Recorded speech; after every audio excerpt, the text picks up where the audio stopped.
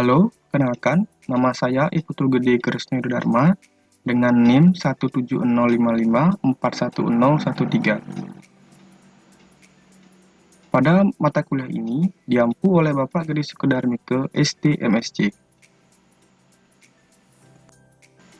Sumber buku yang saya gunakan pada pemaparan materi kali ini berjudul Introduction to Multimedia Communication. Sebelum memasuki topik yang akan saya bahas, terlebih dahulu saya akan menjelaskan pengertian dari middleware layer. Jadi, middleware layer merupakan sekumpulan komunikasi yang beragam yang memungkinkan berbagai macam aplikasi dapat berkomunikasi. Pada middleware layer juga memberikan fasilitas marshalling, yaitu proses pengubahan data dalam komunikasi antar proses menjadi bentuk yang siap dikirimkan melalui jaringan sehingga dapat tetap konsisten ketika sampai pada sisi penerima. Setelah menjelaskan pengertian dari middleware layer, di sini saya akan memaparkan topik-topik yang akan saya bawakan. Pertama itu ada media streaming, kemudian kedua ada protokol media streaming, dan yang terakhir itu ada broadband access. Jadi kita langsung membahas pada topik pertama yaitu media streaming. Jadi media streaming merupakan pengiriman media digital berupa video, suara, dan data agar bisa diterima secara terus-menerus. Data tersebut dikirim dari sebuah server aplikasi dan diterima secara real-time oleh aplikasi pada klien. Kemudian, ada beberapa masalah yang terdapat pada media streaming, diantaranya yaitu adalah bandwidth dan delay. Pada bandwidth, sangat berpengaruh terhadap kualitas suatu data streaming, di mana hal tersebut perlu diperhatikan karena ukuran data streaming harus sesuai dengan kapasitas bandwidth pada jaringan. Kemudian pada delay, kerugian akibat dari delay dapat disebabkan oleh kondisi jaringan yang buruk, sehingga harus tersinkronisasi sesuai timeline dan delay seminimal mungkin. Selanjutnya, pada topik yang kedua, yaitu protokol media streaming. Pada sebuah media streaming, kehadiran protokol sangatlah penting untuk menghubungkan satu dengan yang lainnya. Tanpa adanya protokol, maka tidak akan terjadinya proses komunikasi.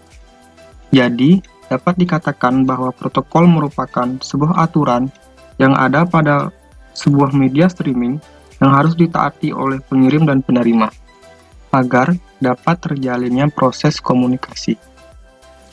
Protokol media streaming dibagi menjadi 3. Yang pertama ada network protocol, kemudian yang kedua ada transfer protocol, dan yang ketiga ada session protocol.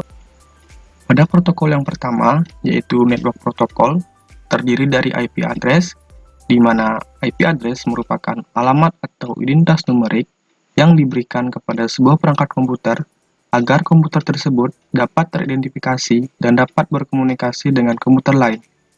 Pada IP address terdiri dari 2 buah jenis, diantaranya ada IP versi 4 dengan jumlah 32 bit dan IP versi 6 dengan jumlah 128 bit. Pada IP address dibagi menjadi 5 kelas, diantaranya ada kelas A, kelas B, kelas C, kelas D, dan kelas E. Selanjutnya, protokol yang kedua yaitu transport protokol. Pada transport protokol dibagi menjadi 2 buah protokol. Yang pertama yaitu RTP atau biasa disebut dengan Real-Time Transport Protocol. Pada RTP dirancang untuk menyediakan fungsi transport jaringan end-to-end untuk aplikasi yang mengirimkan data secara real-time. Misalnya, audio atau video melalui layanan jaringan multicast atau unicast. Pada RTP dibagi menjadi 2 buah layanan, diantaranya ada timestamping untuk mensinkronkan beberapa media streaming, dan yang kedua ada sequence numbering untuk mendeteksi paket yang lost. Selanjutnya, protokol yang kedua pada transport protokol yaitu RTCP, atau biasa disebut dengan Real-Time Transport Control Protocol. Protokol kontrol yang dirancang untuk bekerja sama dengan RTP, di mana pada sebuah sesi RTP, user secara berkala mengirim paket RTCP untuk menyampaikan umpan balik kualitas pengiriman data dan informasi. Pada RDCP memiliki dua buah layanan, diantaranya ada QoS feedback atau umpan balik dari laporan pengirim dan penerima. Biasanya laporan ini berbentuk kualitas informasi pada data, dan yang kedua ada participant identification, yaitu mengidentifikasi data user berupa nama, nomor telepon, alamat email, dan informasi lainnya. Kemudian pada protokol yang terakhir, yaitu session protokol. Pada session protokol dibagi menjadi dua buah protokol, di mana yang pertama itu ada RTSP atau Real Time Streaming Protocol. RTSP merupakan sebuah protokol streaming yang berfungsi untuk mengirimkan data secara real time, di mana salah satu fungsi utama RTSP yaitu untuk mendukung operasi kontrol seperti stop, pause to resume, fast forward, dan fast backward. Kemudian pada SIP atau Session Initiation Protocol berfungsi untuk membangun, memodifikasi, dan mengakhiri suatu sesi multimedia yang melibatkan satu user atau lebih. Sesi ini adalah pertukaran data antar user yang meliputi suara, video, dan teks.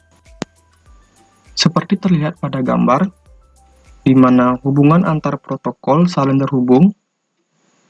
Pada setiap protokol akan menjalankan fungsinya masing-masing, di mana pada protokol RTP akan menjalankan atau mengirimkan data secara real time. Setelah itu, aliran paket RTP akan kemudian diteruskan ke UDP atau TCP layer dan IP layer. Sedangkan untuk sesi kontrol dilakukan pada protokol RTCP, RTSP, dan SIP layer. Selanjutnya, topik terakhir yang kita akan bahas yaitu broadband access.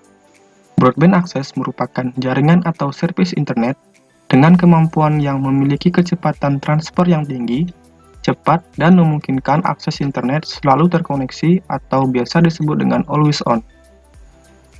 Pada broadband access dibagi menjadi 4 buah jenis. Yang pertama ada DSL, yang kedua ada PON, yang ketiga ada wireless access, dan ada cellular radio network.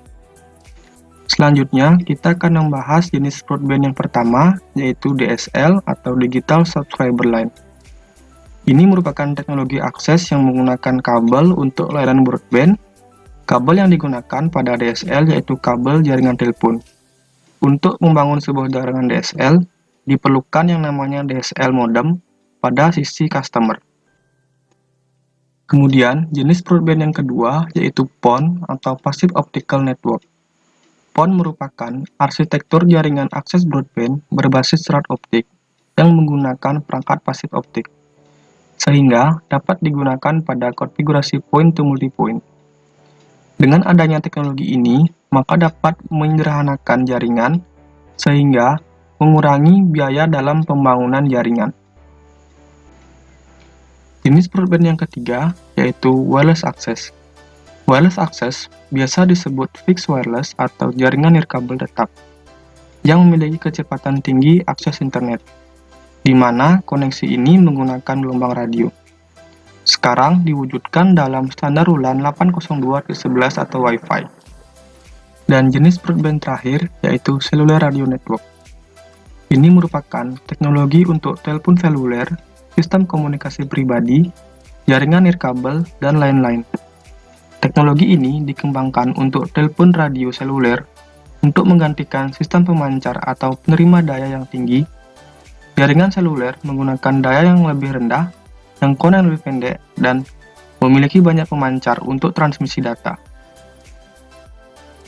Sekian materi yang saya sampaikan. Terima kasih.